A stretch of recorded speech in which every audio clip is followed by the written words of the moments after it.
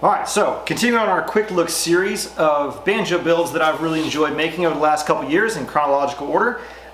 This one is up next. It is a bottle gourd banjo, small little fella. Lovely, lovely sound. I have it tuned a couple steps lower. It can go up a little higher, but I really like the low sound that resonates out of this little gourd.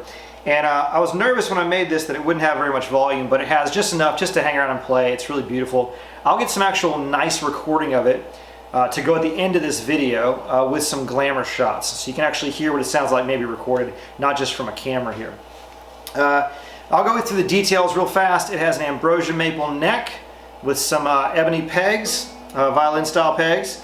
It has a goatskin head, a bloodwood bridge, frets obviously, which is kind of odd for a gourd banjo to have frets, but I really enjoy it. This little section here we'll talk about in a minute, and it has a bunch of mixed woods for the tailpiece to match this middle part. I'll get close for you. So this tailpiece, there we go, has mahogany, walnut, maple, a handful of other kind of woods in there. The inside is varnished, the outside is also stained and varnished, and it had a drawing of a person's torso, like it had a tie, like someone had to draw it like a person's gut or belly right here, and I tried to get that off, and no matter what I did, whatever marker they used, it soaked in so deep that I had to stain it, but I like the way it turned out.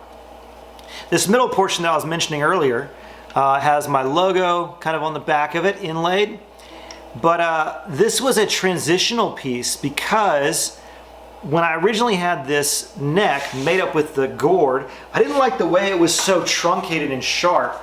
I wanted it to more kind of flow into it, so I added this piece as a collar, so it actually slides on to the neck.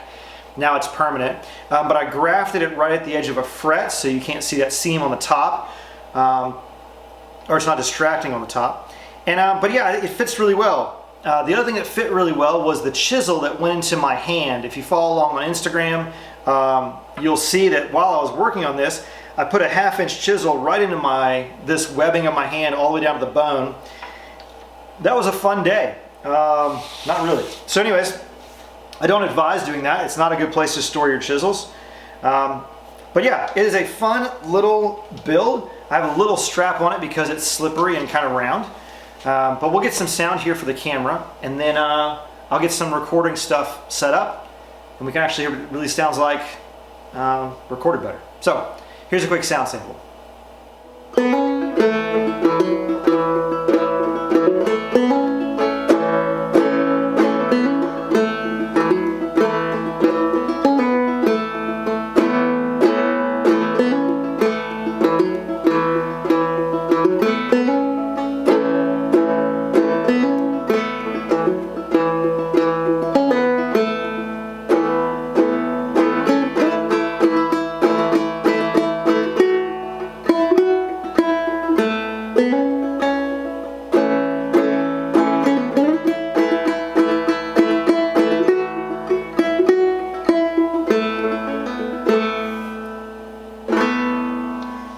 But it's just lovely to play. It's lovely to sit and enjoy. Feels like a rainy day banjo. I don't know why, but I really enjoy it.